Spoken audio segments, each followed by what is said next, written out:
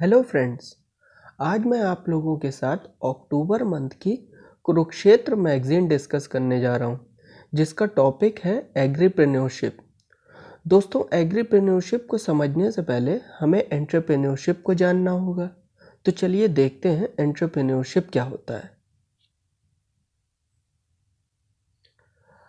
अब जब बात एंटरप्रेन्योरशिप की हो रही है तो सबसे पहले हमें इसका इवोल्यूशन कहाँ से हुआ है ये जानना होगा। फ्रेंड्स, एक फ्रेंच इकोनॉमिस्ट थे रिचर्ड कैंटिलॉन, जिन्होंने एंटरप्रेन्योरशिप टर्म को पहली बार 1730s में कॉइन किया था। उन्होंने एंटरप्रेन्योरशिप को self employment of any nature के तौर पे देखा था और एंटरप्रेन्योर को एक रिस्क टेकर बोला था। उसी के कॉन्टेक्स्ट में आगे देखें तो एक ऑस्ट्रियन इकोनॉमिस्ट थे जोसेफ शूमपीटर, जिन्होंने 1934 में एंटरप्रेन्योरशिप टर्म को पॉपुलराइज किया था। जोसेफ शूमपीटर ने एंटरप्रेन्योर को इस तरह से फ्रेंड्स कह सकते हैं डिफाइन किया था कि एक इंडिविजुअल जो इकोनॉमी में कोई नई चीज़ को इंट्रोड्यूस करता है वही एंटरप्रेन्योर होता है। तो फ्रेंड्स, ये तो थी एंटरप्रेन्योरशिप के इवोल्यूशन की हिस्ट्री की बात।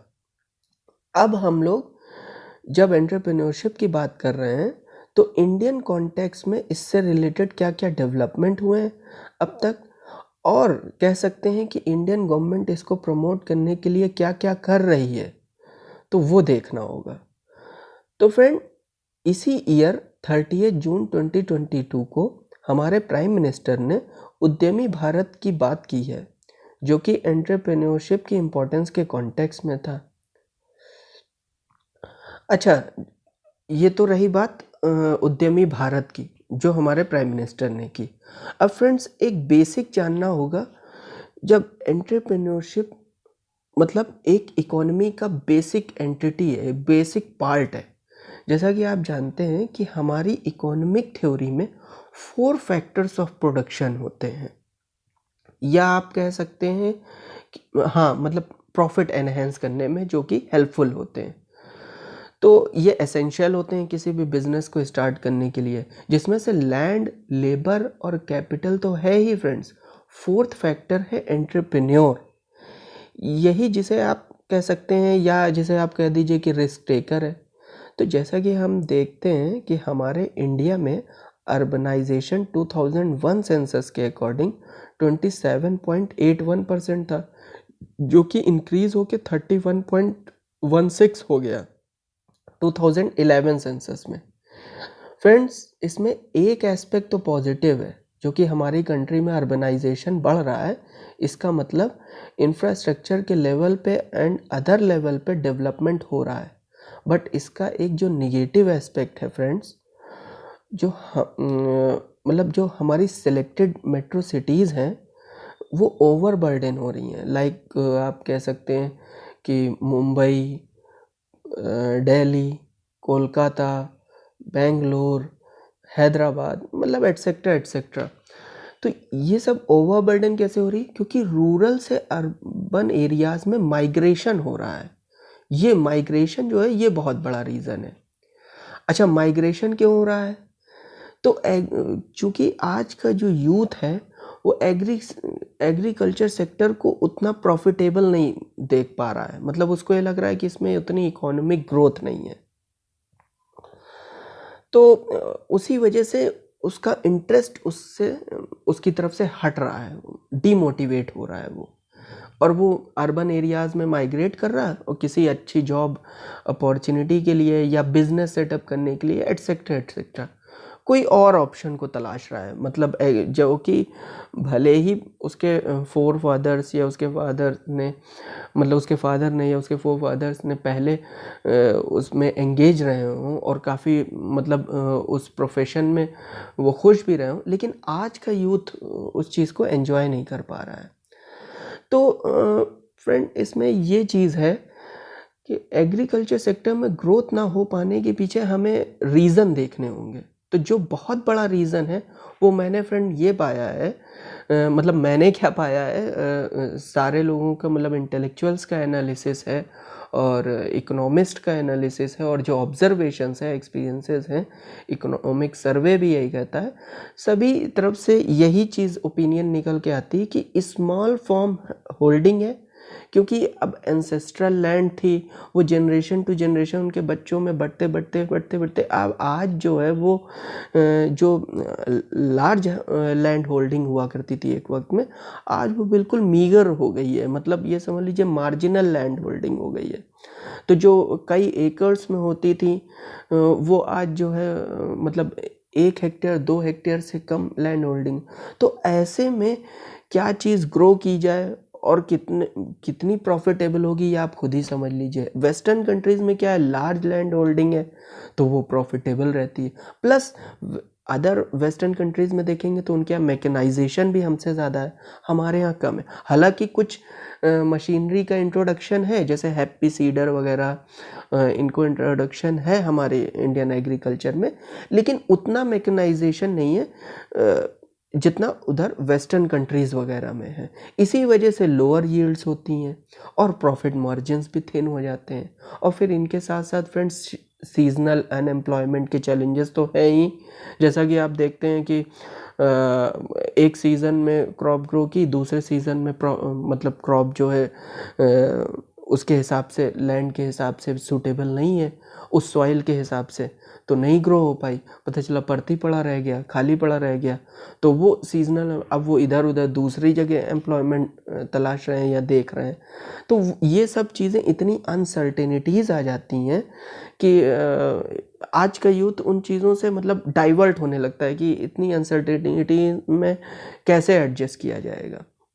और फिर जैसे ड्रॉट है, फ्लड है, इस टाइप की जो सिचुएशंस हैं उनको हैंडल करने के लिए जो एप्रोप्रिएट मेजर्स हैं वो मतलब लिए तो जाते हैं, गवर्नमेंट की तरफ से पूरी कोशिश रहती है, गवर्नमेंट हमेशा से कोशिश कर रही है, लेकिन उनका जो इम्प्लीमेंटेशन है वो उतना इफेक्टिव नहीं हो पाता। बहुत सारे चैलेंजेस हैं मशीनरी के तौर पे। और क्या हुआ कि मतलब कोई सर्वे हुआ, फिर क्या होता है कि कोई फ्लड से नुकसान हुआ, ड्रॉट से हुआ, तो वो डिक्लेयर तो किया गया गवर्नमेंट की तरफ से, अब उस एरिया का कोई ऑफिसर सर्वे करेगा, सर्वे के बाद रिपोर्ट लगाएंगे, रिपोर्ट लगाने के बाद उसके बाद फिर चेक आएगा और फिर पता चला कई बार जितना लॉस हुआ है उतना कंपनसेशन बहुत बार मिलता है, कई बार नहीं मिल पाता है, तो उसके पीछे भी वैरायटी ऑफ रीजंस होते हैं। तो ये सब टाइप की जो सिचुएशंस है ना, इसी वजह से यूथ जो है डिस्ट्रैक्ट होता है, सोचता है कि यार प्रॉफिटेबल ऑप्शन नहीं है एग्रीकल्चर।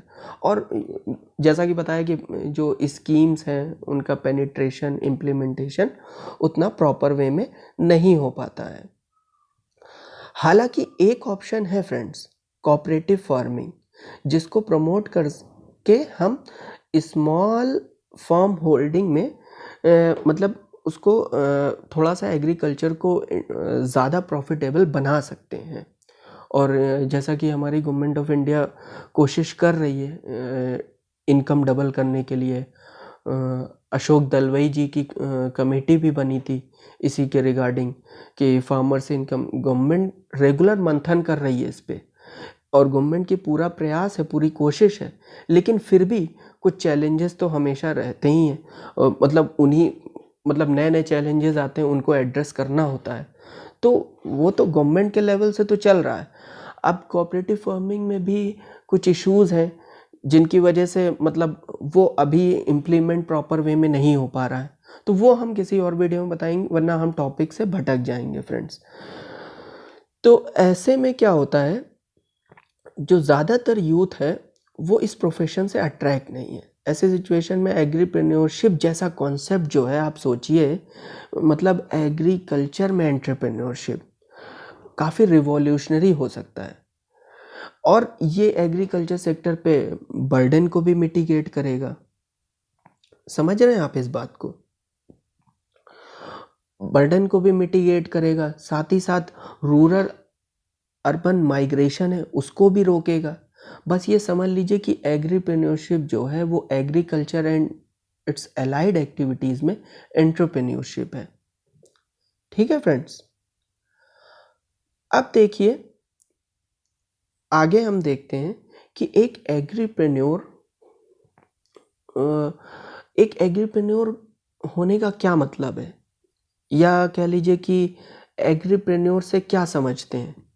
तो एक एग्रीप्रेन्योर में ऐसी क्वालिटी होती है जो अनसर्टेनिटीज़ को फेस करता है, मार्केट को फेस करता है, मार्केट की डिमांड सप्लाई को समझता है और कंज्यूमर प्रेफरेंसेस को एनालाइज करता है। अब जैसे क्या हुआ कि टाइम के हिसाब से डिमांड चेंज हो रही है, तो वो उसके अंदर इतनी फ्लेक्सिबिलिटी हो कि वो अपना मतलब इधर मूव कर गया, आज इसकी डिमांड ज़्यादा है, कल उसकी ज़्यादा है, कस्टमर के प्रेफरेंसेस उनको एनालाइज करता है। तो एग्रीप्रेन्योर राइट इन्फॉर्मेशन का राइट टाइम पे यूज़ करता है, इनोवेटिव सॉल्यूशंस पर रिलाई करता है, state of the art technology का यूज़ करता है। अगर हम एग्रीप्रेन्योरशिप को प्रमोट करेंगे तो ये समझ लीजिए कि मतलब पेरिशेबल कमोडिटीज़ का लॉस मिनिमाइज हो जाएगा, वो होता है।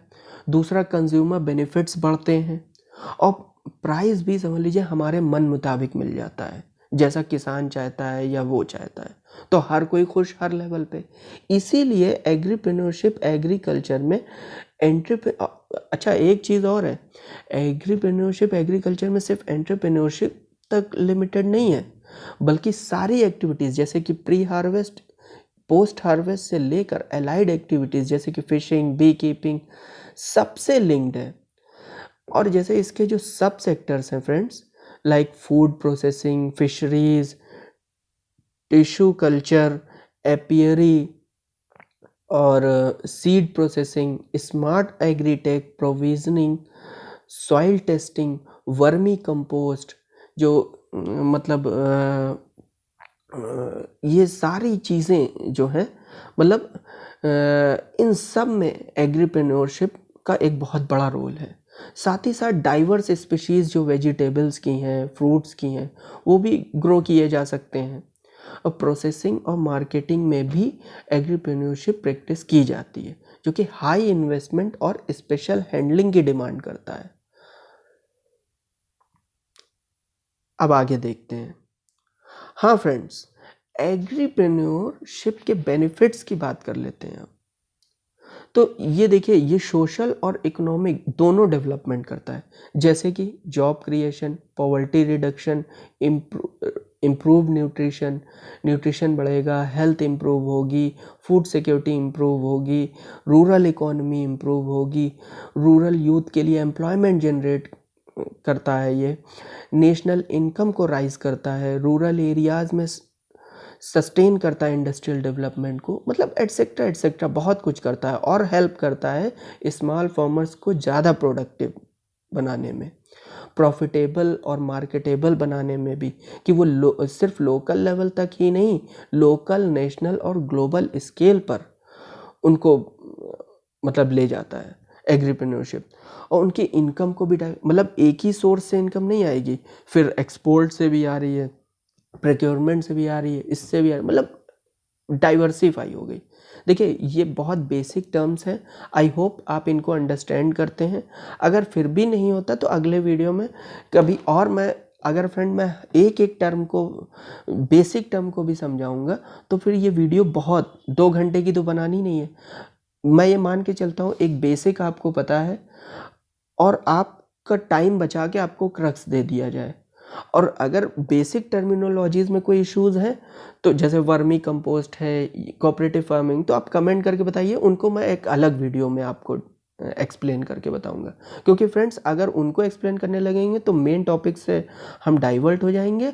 और दूसरी बात यह है कि जो हमारा जो एम है, जो टारगेट है, मकसद है, वो डिफीट हो जाएगा, कि कम टाइम में आपका टाइम बचा के कुरुक्षेत्र आपको ना पढ़नी पड़े, ये टॉपिक ना पढ़ना पड़े, और मैं कंपाइलेशन दे दूँ, मतलब आंसर राइटिंग आपकी हो सके, आंसर्स में आप इफ़ेक्टिवली यूज़ कर सकें इसकी सारी टर्मिनोलॉजीज़, इसकी लाइंस और इसके सारे मेन पॉइंट्स। तो वो मोटिव है फ्रेंड्स। तो हाँ, हम कहाँ पे थे, कि ये ज़्यादा प्रॉफिटेबल बना सकता है। अब फ्रेंड्स ये तो रही बात कि डाइवर्सिफाई करता है। आगे देखते हैं फ्रेंड्स। अच्छा, अब क्या है कि क्या क्या स्किल्स होनी चाहिए एक एग्रीप्रेन्योर में, ये देख लेते हैं। एक पॉजिटिव एटीट्यूड के साथ डिराइव होनी चाहिए फ्रेंड्स अपने बिजनेस में सक्सीड होने की, जिसे कह सकते हैं अचीवमेंट की भावना होनी चाहिए। I hope you are getting my point है, नीड फॉर अचीवमेंट। विजुअलाइजेशन होना चाहिए, उसमें इमेजिन कर सके कि आज मैंने यहाँ स्टार्ट किया है, 2 साल बाद मेरा बिजनेस यहाँ पर पहुँचेगा, 5 साल बाद यहाँ पर पहुँचेगा। इस टाइप का विजुअलाइजेशन होना चाहिए। उसके अंदर टेक्निकल एक्सपर्टीज़ होनी चाहिए। इतना टेक्नोलॉजी से तो अवेयर होना ही चाहिए, अपडेटेड होना चाहिए कि जिससे यूज़ करके अपने फार्म प्रोड्यूस को और कैसे बढ़ा सकते हैं, तो वो उसका यूज़ कर सके। इनोवेटिवनेस होनी चाहिए, कुछ नया करने की। देखिए, ये तो कुछ पॉइंट्स हैं जो इसमें मेंशन है। कुछ आप अपने भी दिमाग से सोचेंगे तो एक बिजनेसमैन में जो क्वालिटी चाहिए वही आई थिंक एग्रीप्रेन्योर में चाहिए। कुछ और चाहिए, एडिशनली चाहिए, लेकिन एक जो नॉर्मल बिजनेसमैन में चाहिए वो तो इसमें चाहिए ही चाहिए ना।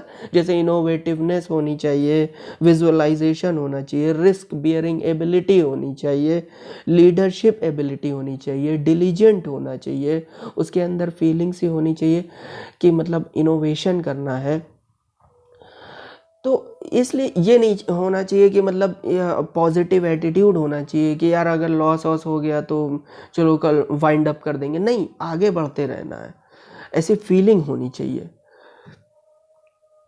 रिस्क इन्वॉल्व होगा तो उसको फेस करने के लिए पहले से ही माइंड मेकअप होना चाहिए। ह्यूमन रिलेशंस स्किल होनी चाहिए। देखिए, ये सब तो मैं अपने से भी बता रहा हूँ, आप नॉर्मली भी सोच सकते हैं कि आप बिजनेस करने उतरे हैं। एक एग्रीप्रेन्योर है तो आफ्टर ऑल एंट्रप्रेन्योर ही, तो वो ह्यूमन रिलेशन बनाने की स्किल क्या उसके अंदर नहीं होनी चाहिए? बिल्कुल होनी चाहिए। क्या कम्युनिकेशन स्किल उसके अंदर नहीं होनी चाहिए? बिल्कुल होनी चाहिए। क्या इनोवेटिवनेस नहीं होनी चाहिए? बिल्कुल होनी चाहिए। कॉन्फिडेंस क्या उसके अंदर नहीं होनी चाहिए? बिल्कुल होना चाहिए भाई। ये सारी चीज़ें तो होनी ही होनी चाहिए। और जैसा ट्रेंड चल रहा है, टेक्नोलॉजी है, जो रेगुलेटरी फ्रेमवर्क है, गवर्नमेंट की गाइडलाइंस है, उनके हिसाब से अपने आप को अडॉप्ट कर सके। मैनेजेरियल स्किल्स हों, मैनेज कर सके, लोगों से अपने अंडर में लोगों से काम करवा सके, लेबरर्स को रिवॉर्ड देने का कॉन्सेप्ट होना चाहिए। समझ रहे हैं? मतलब यही सब तो मोटिवेशनल स्किल्स हो सकती हैं। और क्या हो सकती हैं? जॉब डिज़ाइन क्या है उसका थोड़ा आइडिया होना चाहिए, कौन सा काम किसको असाइन करना है, ये सब पता होना चाहिए। एम्पावरिंग होना चाहिए, मतलब ये नहीं कि जो वर्कर्स अंडर में लेबरर्स काम कर रहे हैं वो ये फील करें कि हम इनके अंडर में काम करके एम्पावर्ड फील कर रहे हैं, डिपेंडेंट नहीं फील कर रहे हैं। एक स्किल हमारे अंदर आ रही है तो हम सेल्फ सफिशिएंट बन रहे हैं। तो मतलब इस टाइप की चीज़ें उसके अंदर होनी चाहिए। अब समझ रहे हैं? तो ये सारी चीज़ें आई थिंक इतना काफ़ी है आपको बताने के लिए। अब फ्रेंड्स, इसी के साथ साथ अब हम देखते हैं कि गवर्नमेंट के क्या क्या वेरियस इनिशिएटिव्स हैं एग्रीटेक स्टार्टअप्स को प्रमोट करने के लिए। तो आपकी जानकारी के लिए बता दें कि 2013 में सिर्फ 43 एग्रीटेक स्टार्टअप्स थे, लेकिन गवर्नमेंट के एक कंटिन्यूस एंडेवर की वजह से अप्रैल 2022 में 1300 एग्रीटेक स्टार्टअप्स हो चुके हैं।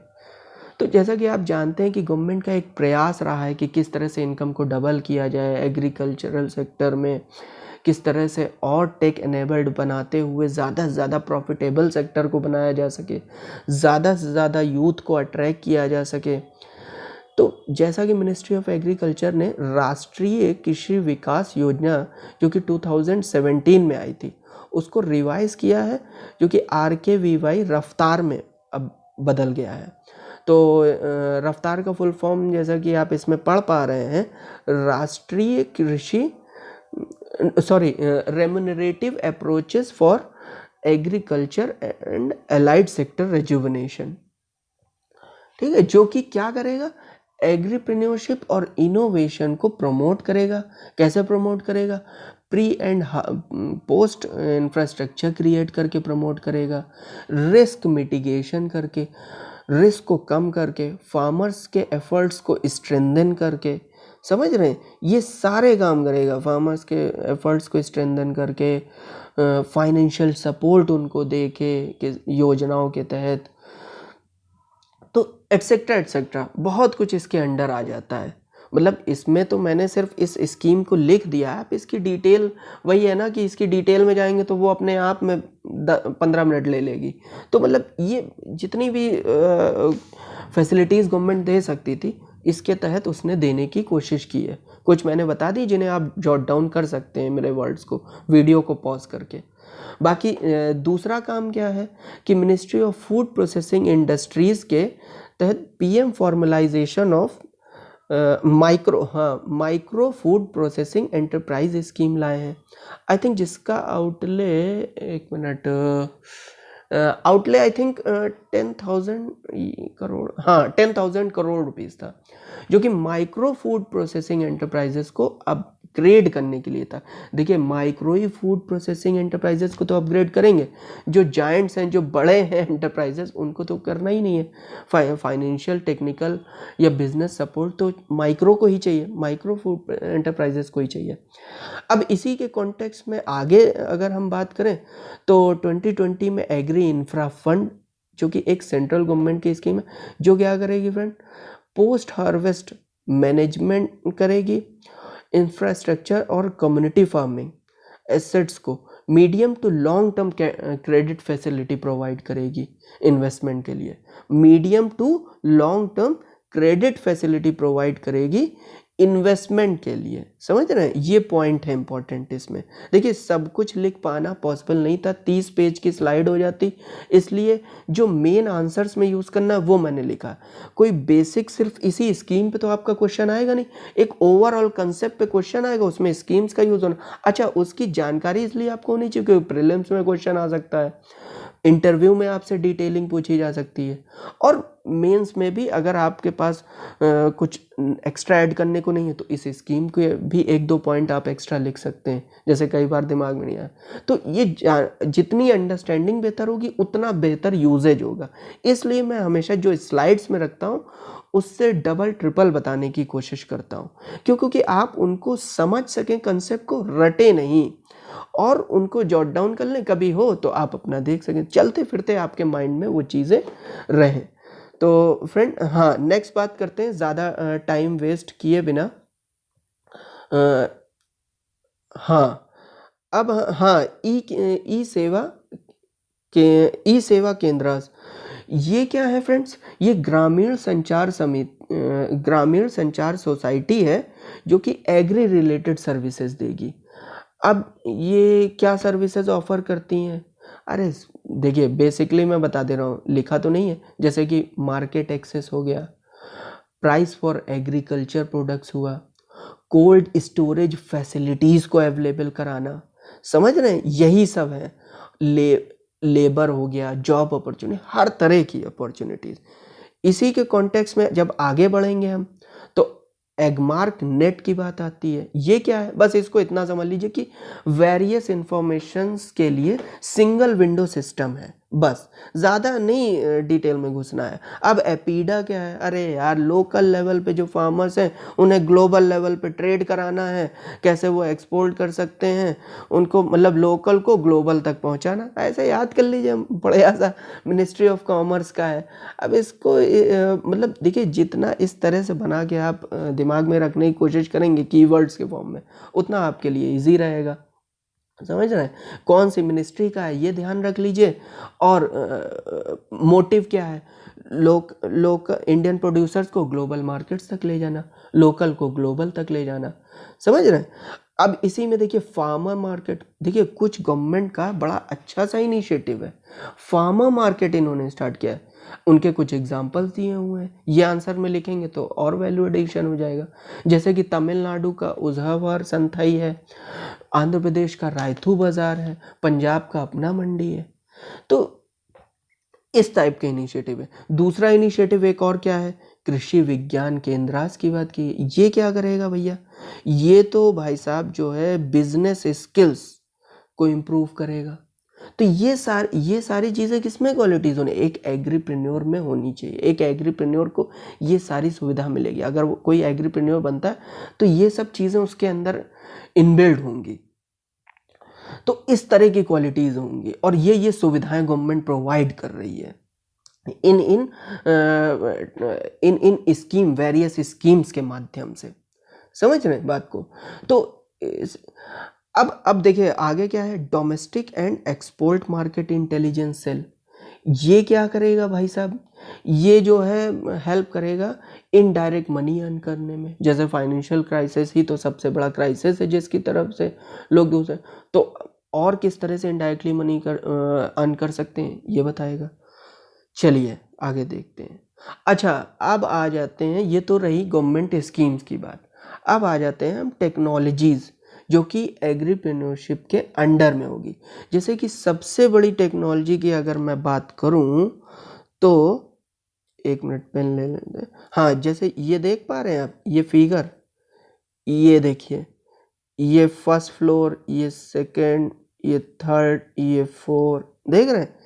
ये क्या है, ये वर्टिकल फार्मिंग है फ्रेंड्स। ये एक टेक्नोलॉजी है। अच्छा, वर्टिकल फार्मिंग को जल्दी जल्दी समझाते हैं आपको। ये देखिए एक्चुअली 4-5 लेवल का कल्टीवेशन कहलाता है। ये 5 टाइम ज़्यादा क्रॉप कल्टीवेट कर सकता है। और इंडिया जैसी कंट्रीज़ में आपको एक फैक्ट बताऊं, जहाँ जो टोटल अवेलेबल वाटर है उसका आई थिंक 80% से प्लस, मतलब 80% से ज़्यादा वाटर सिर्फ इरिगेशन पर्पस के लिए यूज़ हो जाता है। आई थिंक एग्जैक्ट कितना है, मैंने योजना कुरुक्षेत्र में पढ़ा था 84 है या 83 है, मतलब 80% से ज़्यादा तो बताइए इसी में चला जाता है। तो अब इस तरह में क्या वर्टिकल फार्मिंग को प्रमोट नहीं करना चाहिए? उसी के तहत देखिए, उसी के तहत कुछ टेक्नोलॉजीज़ का यूज़ होता है, एक्वापोनिक्स, एरोपोनिक्स। अब ये नाम क्या सजेस्ट कर रहा है आपको? ये ऐसी टेक्नोलॉजी है जिसमें नेसेसरी न्यूट्रिएंट्स जो है ना, ये चाहिए भैया, ये जैसा आपने पढ़ा होगा कि 6 मेजर न्यूट्रिएंट्स होते हैं, बाकी माइक्रो न्यूट्रिएंट्स जो सॉइल को चाहिए होते हैं, वो आपने पढ़े होंगे। जिसमें वो होता है ना, नाइट्रोजन और NPK वाला जो आपने पढ़ा होगा, उनका एक रेशियो होता है 1:4 वाला। तो ये हो गए, बाकी न्यूट्रिएंट कुछ माइक्रो न्यूट्रिएंट्स है। तो ऐसा नहीं कि जो सॉइल की डिमांड है उससे ज़्यादा पहुंच जाए, सॉइल की डिमांड है उससे कम पहुंचे। तो जब इस तरह मतलब ये तो हम, अरे ये तो हम बाद में बताएंगे, ये तो AI के थ्रू करते हैं पहले। हाँ, एक्चुअली मुझे सब लिंक्ड याद है तो मैं वो बताता चलता हूँ, मतलब मुझे सब पहले से पता है।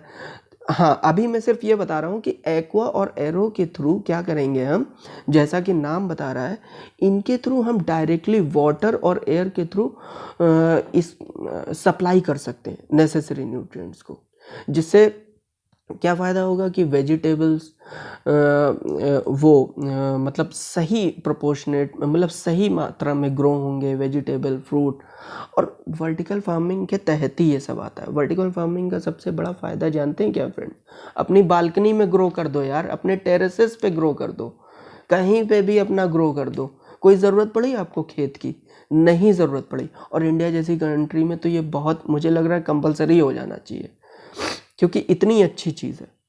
और इसी के तहत मैं आपको एक इंटरेस्टिंग एस्टीमेट बताता हूँ जो कि कुरुक्षेत्र में आया था, इसमें मैंने मेंशन नहीं किया। 30 फ्लोर की बिल्डिंग फ्रेंड्स, ये समझ लीजिए हॉरिजेंटल फार्मिंग है। इस फैक्ट को लिख भी लीजिए आप कि 2400 एकर्स की हॉरिजेंटल फार्मिंग को 30 फ्लोर की एक बिल्डिंग, अरे यार कितने उसमें होगी? आई थिंक मान लीजिए 30 फ्लोर की बिल्डिंग 3000 स्क्वायर फीट में कुछ भी नहीं है 2400 एकड़ के आगे। मतलब मैं एक लमसम बता रहा हूँ, मुझे एग्जैक्टली नहीं मतलब ये चीज़ मेंशन थी, बस ये मेंशन थी कुरुक्षेत्र में कि 30 फ्लोर बिल्डिंग, ये समझ लीजिए कि कितना स्पेस लेगी, बहुत कम लेगी। और उसमें जो है 2400 एकड़ जो हॉरिजेंटल फार्मिंग, उसके इक्विवेलेंट आप जो है ग्रो कर सकते हैं। समझ रहे हैं? प्रोड्यूस कर सकते हैं, है ना ज़बरदस्त चीज़। तो यही, ये चीज़ को मतलब इस टेक्नोलॉजी का फ़ायदा लेना चाहिए, मतलब इस चीज़ को बहुत जल्द इम्प्लीमेंट करने पे सोचना चाहिए। आप टेक्नोलॉजी के रेस्पेक्ट में देखें तो कुछ स्टार्टअप्स भी हैं इसी में, जैसे कि अर्बन किसान हो गया, यही वर्टिकल फार्मिंग से related, urban grid fed farm हो गया। फ्रेंड, इनको ज़रूर यूज़ कीजिएगा। क्या स्टार्टअप है, क्योंकि गवर्नमेंट की इनिशिएटिव है ना, और गवर्नमेंट एग्ज़ाम दे रहे हैं, यूपीएससी, स्टेट पीएससी, तो गवर्नमेंट की योजनाओं को लिखेंगे, स्कीम्स को लिखेंगे, तो गवर्नमेंट इस चीज़ को मतलब ये चीज़ जानी चाहिए कि आप अवेयर हैं। आप कल को गवर्नमेंट के साथ काम करेंगे तो आप अवेयर हैं गवर्नमेंट क्या क्या कर रही है, क्या क्या इनिशिएटिव्स ला रही है। ठीक है फ्रेंड, अब आगे देखते हैं एआई फार्मिंग और प्रिसीजन फार्मिंग। उसका यूज़ जो है, जैसे कि हमने पहले बोला था, फिर मैं इसी पे आ गया था क्योंकि वो टॉप मतलब है तो इसी से लिंक्ड, लेकिन वहाँ पे उसकी ज़रूरत नहीं थी। अब देखिए, जैसे हमने कहा था कि न्यूट्रिएंट सप्लाई करेंगे एरोपोनिक्स और उनके थ्रू, हाइड्रोपोनिक्स के थ्रू, वाटर और एयर के थ्रू, तो सही मात्रा में जाए, कितनी मात्रा में ज़रूरत है, कितनी उसमें क्वांटिटी में ज़रूरत है, क्रॉप यील्ड के लिए, पेस्ट कंट्रोल के लिए, सॉइल को मॉनिटर करने के लिए, तो ये सब तो एआई करेगा कि क्रॉप की यील्ड कितनी है, ये कितनी क्रॉप दे सकती है ये लैंड इतनी, पेस्ट कंट्रोल करने के लिए कितना डालना चाहिए इसमें पेस्टिसाइड, कहीं ज़्यादा तो नहीं, सॉइल को मॉनिटर करने के लिए कि सॉइल की क्वालिटी क्या है, ये वाली क्रॉप सूट करेगा, ये नहीं करेगा, जो कि सॉइल हेल्थ कार्ड के थ्रू 2015 में हम मोदी जी लाए थे, लॉन्च किया था सेंट्रल गवर्नमेंट ने, तो उससे फार्मर्स काफ़ी फ़ायदा उठा रहे हैं। तो उसी तरह ये एक एआई फार्मिंग हो जाएगा। वो तो हेल्थ कार्ड दिया रहा है, सॉइल हेल्थ कार्ड दिए जा रहे हैं, वो तो मैनुअल हो गया, ये एआई फार्मिंग है जिससे बताया जाएगा। और प्रिसीजन फार्मिंग, प्रिसीजन फार्मिंग ये है कि जितनी क्वांटिटी में जो चाहिए भैया बस उतना ही दे दो, ना एक्स्ट्रा ना कम वाला हिसाब हो गया। अब इसी में कुछ स्टार्टअप्स देख लीजिए आप। ठीक है, तो एक्चुअली क्या है, ये मेंटेन करता है रिसोर्सेज को ऑप्टिमम लेवल पर यूज़ करने के लिए। यही आपकी ऑप्टिमम हो गई कि कॉस्ट कम हो और प्रोडक्शन की यील्ड ज़्यादा हो। यही तो मतलब एक तरह की समझ लीजिए प्रिसीजन फार्मिंग हुई कि मतलब एक्यूरेट, मतलब पैसा इतना लगा और आउटपुट इतना मिला, यही चाहिए ही हमको। इसी में कुछ स्टार्टअप्स हैं जैसे क्रॉपिन, फसल, इंटेलो लैब्स, एजी नेक्स्ट। मैं एक एक क्यों बताता हूँ, क्योंकि इनको जल्दी से बता के निकल जाऊंगा, आप भी ध्यान नहीं दे पाओगे। इनको नोट डाउन करो, इनको चाहे स्क्रीनशॉट ले लो, इनको ज़रूर यूज़ करना है आपको अपने एग्ज़ाम के पॉइंट ऑफ व्यू से।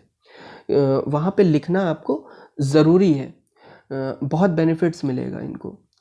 और अब इसी के अब आगे हम लोग देखते हैं रोबोटिक्स और ड्रोन टेक्नोलॉजी। इसका यूज़ फ्रेंड्स वही जो है पेस्टिसाइड और वाटर प्रोवाइड करने के लिए होता है। इसके तहत जैसे स्टार्टअप्स देख लीजिए, कुछ हैं फ्यू स्टार्टअप्स, जैसे कि कौन से हैं, जैसे ब्लू रिवर टेक हो गया, ब्लू रिवर टेक हो गया, प्रिसीजन हॉक हो गया, त्रिथी रोबोटिक्स हो गया। तो गेटिंग माय पॉइंट फ्रेंड्स। तो एग्री फिनटेक प्लेटफॉर्म की अब बात करते हैं। ये क्या है, फिनटेक नाम बता रहा है, फाइनेंस करेंगे, फंड प्रोवाइड करेगा, टेक्नोलॉजी। बात यह है कि ज़्यादा से ज़्यादा टेक्नोलॉजी का पेनिट्रेशन हो, इसलिए फाइनेंस दे रही है गवर्नमेंट, तो लीजिए उसका फ़ायदा उठाइए। तो फंड्स प्रोवाइड करेगा। कुछ इनिशिएटिव्स हैं, एग्जांपल हैं, जैसे कि समुनाती जय किसान फार्मर्ट। फ्रेंड, प्रोनाउंसिएशन में कुछ इशू हो जाए तो प्लीज़ माफ़ कर दीजिएगा। सी ट्री एक इनिशिएटिव है जो कि 2017 का है। ये क्या करेगा, सी ट्री नाम सजेस्ट कर रहा है, लिंक कर याद करिए तो रटना नहीं पड़ेगा, इजीली याद हो जाएगा। फार्मर्स को डेटा प्रोवाइड करता है ट्री को मैनेज करने, ट्री की हेल्थ को मैनेज करने के लिए। ठीक है फ्रेंड्स, ये तो बात हो गई इन सब चीज़ों की। अब देखिए विमेन एंटरप्रेन्योरशिप की हम लोग बात करेंगे।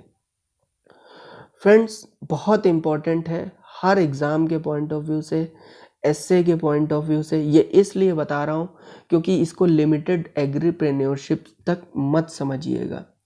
ठीक है, तो देखिए चलिए स्टार्ट करें। विमेन एंटरप्रेन्योरशिप, एग्रीप्रेन्योरशिप कह लीजिए, जो भी कह लीजिए, कि जैसा कि आप जानते हैं कि गवर्नमेंट ऑफ इंडिया ने 2016 में स्टार्टअप इंडिया इनिशिएटिव लॉन्च किया था, और इंडिया आज के वक्त में 3rd नंबर पे है वर्ल्ड में स्टार्टअप के। तो और एक फैक्ट इसका इम्पोर्टेंट जो इसमें मेंशन किया गया था कुरुक्षेत्र, बेंगलोर इकलौती सिटी है जो टॉप 30 कंट्रीज में, टॉप 30 कंट्रीज की रैंकिंग में देखा जाए तो 15th नंबर, मतलब बेंगलोर तो सिटी है तो मतलब टॉप 30 कंट्रीज़ की सिटीज़ को मेंशन किया हुआ हो, उसमें 15th नंबर पे बेंगलोर है स्टार्टअप्स के मामले में।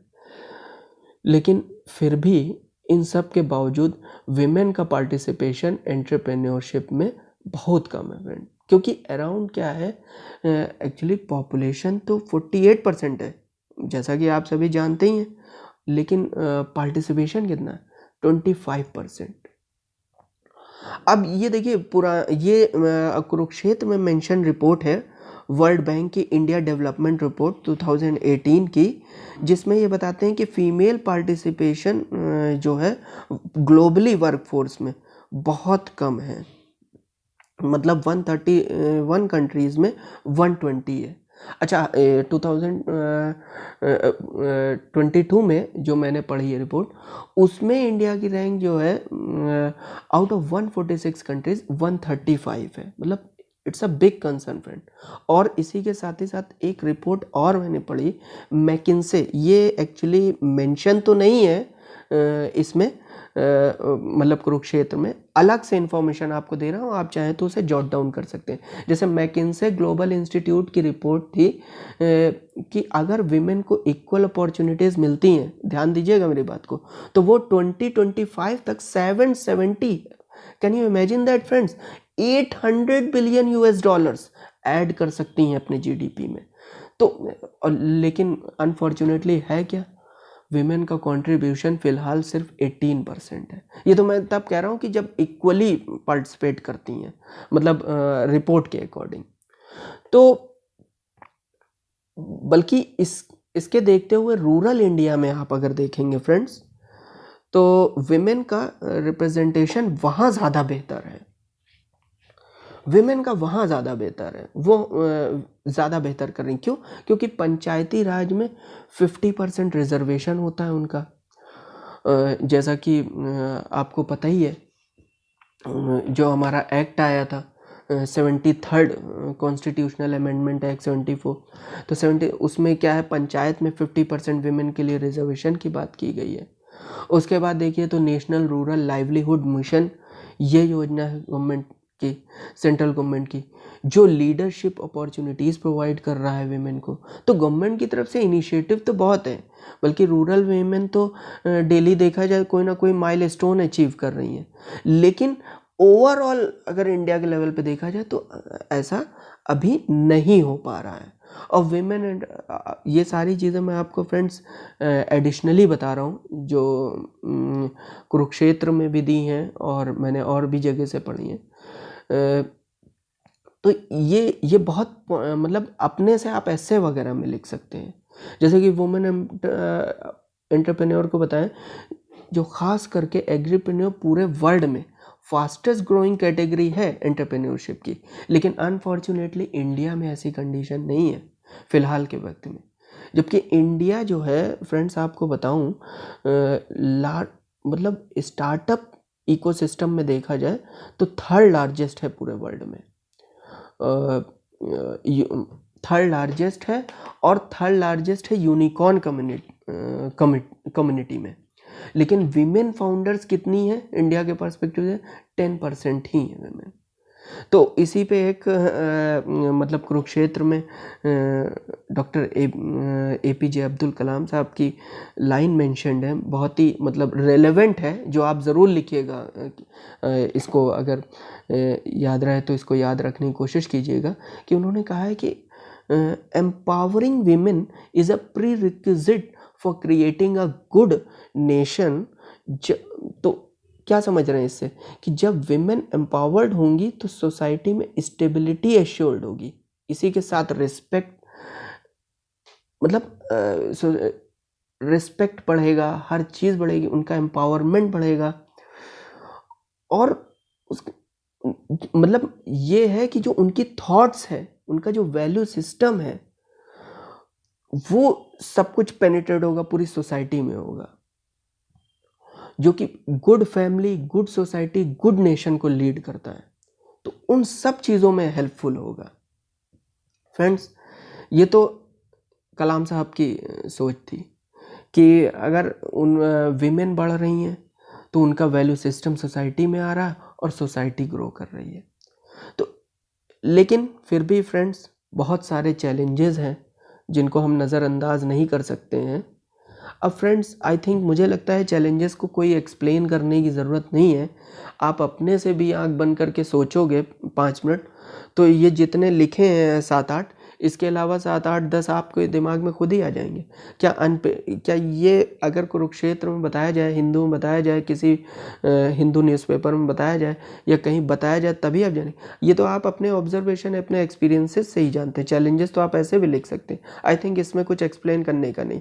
फिर भी मैं एक बार बता देता हूँ, जैसे अनपेड लेबर, घर का इतना काम करती हैं लेकिन अनपेड है, कोई उसकी वही नहीं है, जीडीपी में उसको काउंट ही नहीं किया जाता। टाइम पॉवर्टी, पूरे दिन घर के कामों में, हाउस होल्ड चोर्स में बिजी रहती हैं, तो इस वजह से कमर्शियल एक्टिविटीज़ में पार्टिसिपेट नहीं कर पाती। Small startups has to compete with corporate players, अगर वो स्टार्टअप स्टार्ट भी कर दें तो वो कॉरपोरेट प्लेयर से कॉम्पीट करना एक चैलेंज है। भाई वो तो करेंगी बहुत इनिशियल स्टेज में, छोटे लेवल पे, क्योंकि उनको फैमिली और चीज़ें भी देखनी होती हैं। और कोई पहले से बिग जायंट है जो मार्केट में काफ़ी टाइम से उसी सेक्टर में काम कर रहा है, तो उनसे फिर अवेयरनेस भी नहीं है। आपको लगता होगा कि नहीं हमारी फैमिली अवेयर है, उनकी फैमिली अवेयर नहीं। आप रूरल इंडिया में जाके देखिए ना, 31.16% ही तो 2011 के हिसाब से अर्बनाइज्ड है। अब थोड़ा और हो गया होगा, अभी लेटेस्ट सेंसस नहीं हुआ 2021 का कोविड की वजह से। तो अब सेंसस आएगा तो क्या एकदम से बहुत ज़्यादा थोड़ी ना हो जाएगा, थोड़ा और अर्बनाइजेशन बढ़ गया होगा।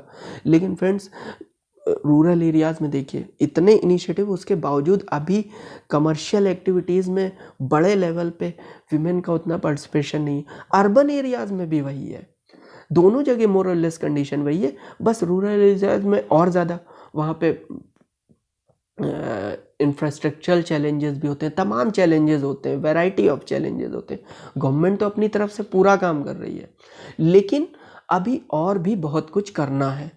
अवेयरनेस भी नहीं होती फ्रेंड, फैमिली सपोर्ट भी नहीं मिलता, इन सबको कुछ भी आई थिंक इसमें इस वर्ड इन सेंटेंसेस में कुछ भी ऐसा नहीं जो मैं एक्सप्लेन करूं और एक्सप्लेन करने लायक हो। स्किल सेट की कमी होती है उतने मतलब जगह जगह। वैसे तो CSCs हैं, लेकिन CSCs फैसिलिटीज़ प्रोवाइड करने के लिए हैं, जैसे स्किल सेट के लिए क्या है तो उनके लिए भी है, लेकिन उतना पेनिट्रेशन नहीं है सोसाइटी में। Low risk taking set capacity होती है, रिस्क लेने से डरती हैं कि भाई फैमिली है, बच्चे हैं, इसको देखना, सब कुछ देखना है सोसाइटी। फिर सोशल प्रेशर होता है और फियर ऑफ फेलियर फ्रेंड किसको नहीं होता। हर बिजनेसमैन, कोई जो काम कर रहा है उसको फेलियर, स्टूडेंट है तो उसको एग्ज़ाम, हर किसी को होता है, बिजनेसमैन को तो उनके साथ और ज़्यादा होता है। तो यही सब फ्रेंड्स चैलेंजेस होते हैं। फ्रेंड्स, मैंने कैसा समझाया आप ज़रूर कमेंट करके बताइएगा। और कुछ प्रॉब्लम जैसे कुछ चीज़ आपको नहीं समझ में आई या कम समझ में आई तो उसको कमेंट कीजिएगा। मैं हो सकता है नेक्स्ट वीडियो में उनको भी समझाने की कोशिश करूँगा। और फ्रेंड, जो कमी हो थोड़ी बहुत तो उसे माफ़ कर दीजिएगा।